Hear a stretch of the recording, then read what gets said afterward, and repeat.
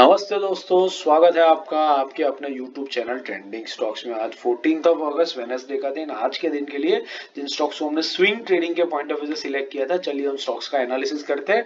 Daily time frame पर देखते हैं इसमें एंट्री और एग्जिट हमें कहां पर मिली। वीडियो शुरू करने से पहले इंट्राडे और पोजिशनल के स्टॉक सिलेक्शन और डेली एनालिसिस, वीकली एनालिसिस के वीडियो इस वीडियो के एंड में मैं पिक कर दूंगा, तो उन वीडियोस को भी देखिए और हमारे चैनल के पूरे सारे के सारे कंटेंट को आप अच्छे से एक्सप्लोर कीजिए। चलिए वीडियो शुरू करते हैं। पहला स्टॉक था वर्धमान टेक्सटाइल्स, वीटीएल।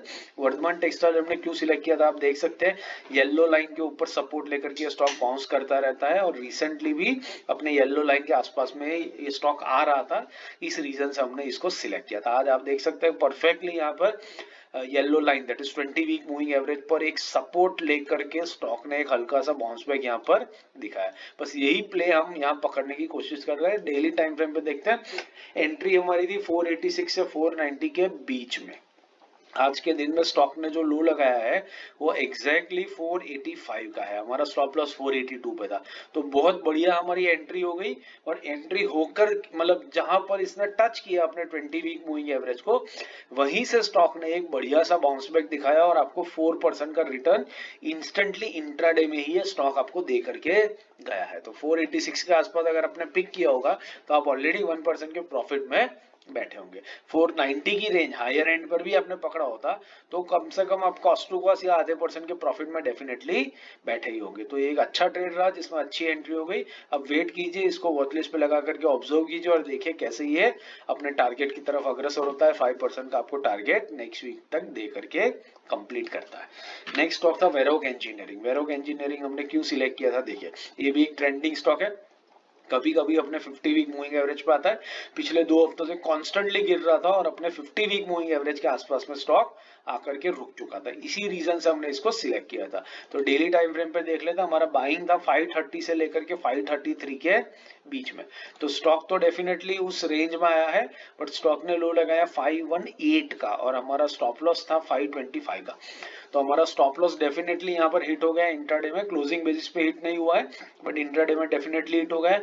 तो अगर आपने एंट्री करके इसमें से एग्जिट कर भी ली तो भी दैट इज एब्सोल्युटली ओके। और अगर आपने एग्जिट नहीं करी है और क्लोजिंग बेसिस पर आपके स्टॉप लॉस के ऊपर क्लोजिंग हुई है तो आप इसके अंदर बने भी रह सकते हैं, that is also absolutely fine. क्योंकि दोनों तरीके से देखा जा सकता है, क्लोजिंग बेसिस पे हमारा स्टॉप लॉस हिट हुआ है या इंट्राडे में हिट हुआ है। कई बार हम क्लोजिंग बेसिस पर भी स्टॉप लॉस हिट होने का मतलब स्टॉप लॉस के बिलो क्लोजिंग होने का इंतजार कर सकते हैं। बट एनीवेज ये एक ट्रेड रहा जिसमें हमारा स्टॉप लॉस आज के दिन में हिट हुआ होगा।